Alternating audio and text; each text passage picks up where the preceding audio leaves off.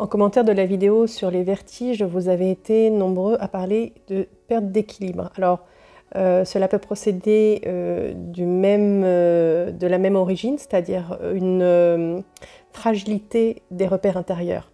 Vous savez, si on est sur un bateau en pleine mer, là, on parle de mal de mer, mais ce qui se passe, c'est que l'horizon bouge tout le temps, que le bateau bouge, il y a une absence d'assise stable. Donc c'est pareil, si on s'est construit sur quelque chose d'instable, eh bien on va être facilement déstabilisé par les circonstances de la vie. Et puis pour avoir un bon équilibre, il faut être bien présent dans son corps.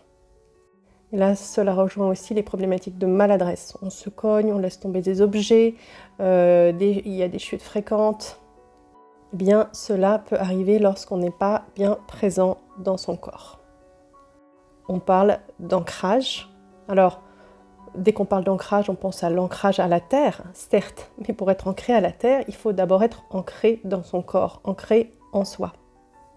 Et pour être adroit, pour être connecté à son environnement, eh bien, il faut aussi bien connaître les limites de son corps, il faut être, encore une fois, bien présent dans son corps. Donc, il ne faut pas être dans la lune, comme dit dans le commentaire ci-dessus.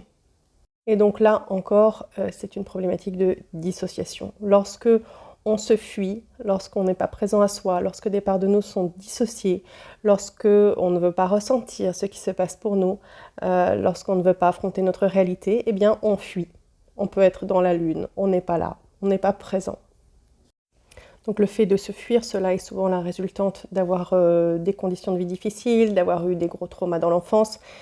Donc pour être ancré, pour être présent à soi, eh bien, il va falloir aller se confronter à ses émotions, à ses traumas, à sa réalité, à soi-même.